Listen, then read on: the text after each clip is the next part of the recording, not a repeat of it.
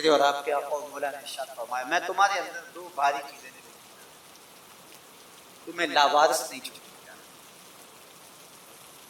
یہ امت تنکا کر کے جوڑی. اور اب حضور کے وصال کے بعد کیا امت بکھر جائے گی؟ کہا نہیں، ایسا نہیں. انا تارک فیکم الثقلین، میں تمہارے اندر دو بھاری اور وزنی چیزیں چھوڑ دیا. جن چیزوں کو میرے حضور علیہ السلام کی وزنی کہیں وہ کتنی وزنی ہو؟ اولہما کتاب اللہ، ان میں سے پہلی چیز اللہ کی کتاب ہے. فیہ الہدی والنور فخذوا بکتاب اللہ واستمسکوا بہ، اس میں ہدایت ہے، اس میں روشنی ہے، اس میں اجالا ہے. فخذوا بکتاب اللہ، اللہ کی کتاب کو پکڑ. واستمسکوا، اور اس سے تمسک اختیار کرو، مضبوطی سے چمٹ جاؤ اس کے ساتھ. تم نہیں گمراہ ہوگے اگر تم قرآن سے جڑے رہے. پھر ارشاد فرمایا وَإِذَا أَهْلُ بَيْتٍ، اور میں اپنے اہل بیت کی صورت میں تمہیں دوسری باری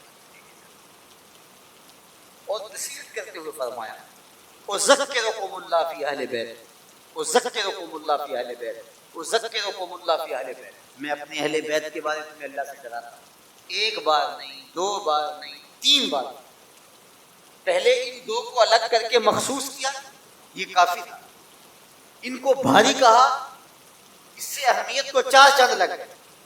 اور پھر وَذَكِّرُكُمُ اللَّهُ وَذَكِّرُكُمُ اللَّهُ وَذَكِّرُكُمُ اللَّهُ. ایک مرتبہ تو کہہ دینا کافی تھا، یہ تیسری اہمیت تھی. لیکن 3 مرتبہ کہہ کے کس احتیاط کے مرتبے پہ رکھا اہل بیت کو کہ کہیں تمہاری زبان معمولی سی لغزش بھی نہ کھا جائے.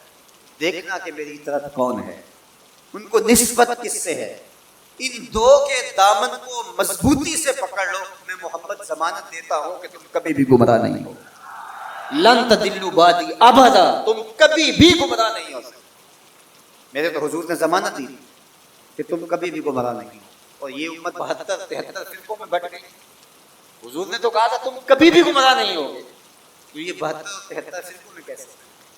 تو حضور نے ضمانت اس شرط پہ دی تھی کہ ان دو چیزوں کو مضبوطی سے تھام لو، تم کبھی بھی گمراہ نہیں. گمراہی اس لیے کسی نے قرآن کو چھوڑا، کسی نے اہل بیت کے نام کو چھوڑا. کسی نے قرآن پکڑ کے دہائی دی لیکن اہل بیت کا بوجھ سینے میں پلتا رہا. اور کسی نے اہل بیت کے نام کا جھنڈا تو اٹھایا لیکن قرآن کو چھوڑ دیا، قرآن کو ترک کر دیا، اس کے پارے میں پورے نہ مانے، گمراہ ہو گیا. اسے مبارک ہو جس کے ایک ہاتھ میں قرآن ہے، ایک ہاتھ میں اہل بیت نبوت کا دامن. دونوں کو مضبوطی سے تھام لو گے کبھی بھی گمراہ نہیں. قرآن تھیوری ہے اسلام،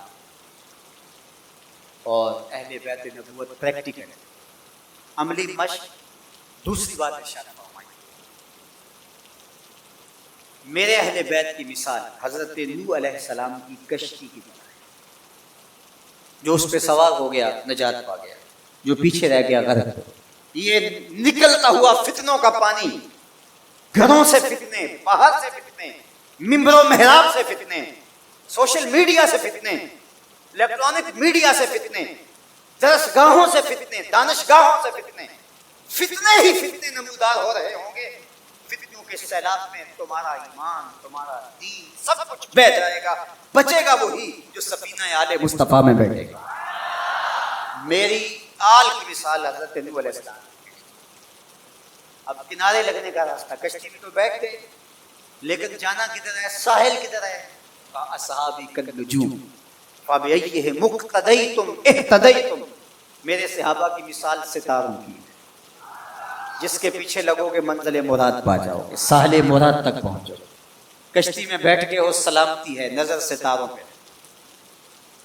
جو ستاروں پہ نظر تو رکھتا ہے لیکن کشتی پہ نہیں بیٹھتا، اپنے بازوؤں پہ اعتماد کرتا ہے. مجھے نہیں ضرورت کہ وہ کتنی دیر اس سیلاب میں تیرے، کسی تیز سپیڑے کی نظر ہو جائے جان گوا بیٹھے گی، ایمان گوا. اور جو کشتی میں تو بیٹھ جاتا ہے، کہتا مجھے ستاروں کی ضرورت نہیں ہے، تو وہ گھومتا رہے گا سپیڑوں اور ان خبروں کے اندر.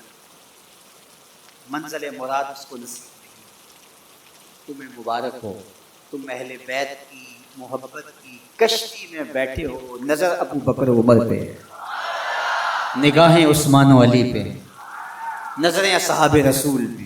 یہ میری اور آپ کی خوش بختی، ہمیں صحابہ کا نام بھی ٹھنڈ پہنچاتا ہے، اور ہمیں حضرت امام حسین کا ذکر بھی تسکین دیتا ہے۔ جب نام حسین آتا ہے تو کربلا کا غم تازہ ہونے لگتا ہے، اور جب حضرت عمر رضی اللہ تعالیٰ عنہ صدیق اکبر کا نام آتا ہے سینہ چوڑا ہوتا ہے کہ ہم ان کے غلام۔ مولا کائنات سیدنا علی المرتضیٰ کی بات آتی ہے، روح سرشار ہے، وہ علی جن کے چہرے کو دیکھنا بھی نیکی ہے، ان کا نام بھی تسکین قلب کا ذریعہ ہے۔ اصحاب اور اہل بیت یہ کوئی منافات نہیں ہے، مشکات نبوت کی دو کرنیں، سینہ محمد سے پھوٹتی ہوئی ضیائی، حضور علیہ الصلوۃ والسلام کے فیضان کے دو رنگ ہیں، گلشن محمدی کے کھلے ہوئے دو پھول ہیں۔ تو ہم صحابہ کی عظمت کو بھی سلام کرتے ہیں، اہل بیت کی عظمت کو بھی سلام۔ یہ بد نصیب دن پاکستان بنے ہوئے 73 برس بیت گئے، یہ ہمیں اس مرتبہ دیکھنا کہ صحابہ کو بازاروں میں گالیاں دیں، استغفر، حضرت ابو بکر صدیق رضی اللہ تعالی عنہ سے لے کے حضرت امیر معاویہ رضی اللہ تعالی عنہ تک حضور کا ہر صحابی عظمتوں کا مینار، رفعتوں کا بام عروج ہے، اور ان کی تعظیم اور ان کی تکریم ہماری زندگی کا حصہ ہے۔ یا صحابی تو وہ ہے جس نے حضور کی صحبت پائی اور ایمان کی دولت سے مالا مال ہوا، وہ مٹی جو حضور کے نالین سے جڑی ہے وہ بھی ہماری آنکھوں کا سرما ہے۔ تو بات چل رہی تھی کہ یہ دین ادب کا دین، لیکن بدقسمتی سے یہ باہر سے جو شرارتیں ہو رہی ہیں وہ تو ہو ہی رہی، لیکن ان دنوں میں جس پہ بات کی جا رہی ہے یہ تو کلمہ گو لوگوں کی کہانی۔ سیدنا صدیق اکبر رضی اللہ تعالی عنہ کی تکفیر کرنے والے بظاہر کلمہ نہیں پڑھتے، صحابہ کو ننگی گالیاں دینے والے کیا کلمہ گو نہیں ہیں؟ اور منبر پہ بیٹھ کے ایک طرف اسی اسلام آباد کے اندر حضرت سیدنا صدیق اکبر رضی اللہ تعالی عنہ کی تکفیر کی گئی، دوسری طرف اسی اسلام آباد کے اندر یزید کو حضرت یزید امیر المومنین کہا گیا، اس کے قصیدے پڑھے گئے۔ انہی دنوں میں یہ دو انتہائیں ہیں۔ میں آپ کو پھر مبارک دیتا ہوں، میں آپ کو 1000 بار مبارک دیتا ہوں، میں آپ کو 1,00,000 بار مبارک دیتا ہوں، میں آپ کو کروڑوں مرتبہ مبارک دیتا ہوں۔ تمہارے ایک ہاتھ میں قرآن ہے، دوسرے ہاتھ میں اہل بیت رسول کا دامن ہے۔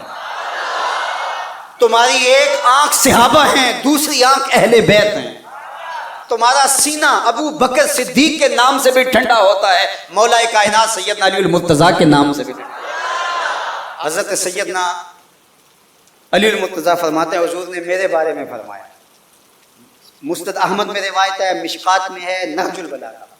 اگر کوئی مسند احمد اور مشکات کو نہیں مانتا تو وہ نہج البلاغہ کو مانتا ہے، اور اگر کسی کو وہاں تحفظات ہیں تو وہ یہاں حدیث کو، ان سب کتابوں میں، طرفین کی کتابوں میں یہ حدیث ہے۔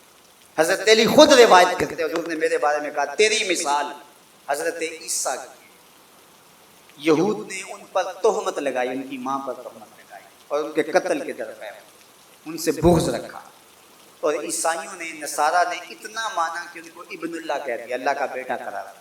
اقانیم ثلاثہ میں سے ایک اقنوم کہا الوہیت مکمل ہی نہیں ہوتی جب تک یہ جز شامل نہیں ہو، تو کہا ایک بغض رکھ کے برباد ہوئے اور ایک مبالغہ کر کے برباد۔ حضرت علی المرتضیٰ نے فرمایا کہ میرے بارے میرے آقا نے فرمایا یہلک فی رجلان محب مفرط و مبغض، علی تیرے معاملے میں آ کے دو لوگ برباد ہوں گے، ایک محبت کر کے برباد ہوں گے، ایک بغض رکھ کے برباد۔ یہ ترازو ہے، اس پہ آپ اپنے آپ کو تول سکتے ہیں۔ کہیں حضرت علی کا نام دل میں کوئی رنجش، کوئی بے چینی، کوئی اضطراب پیدا تو نہیں کرتا، اور کہیں حضرت علی کی محبت صحابہ کے بغض کی نشت کا ذریعہ تو نہیں ہے۔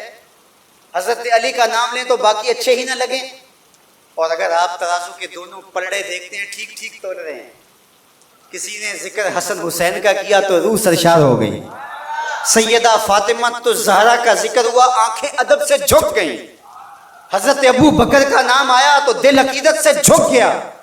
تو جب ہم یہ اپنی کیفیت دیکھیں گے تو اللہ کا 1000 بار نہیں کروڑوں بار شکر ادا کریں گے۔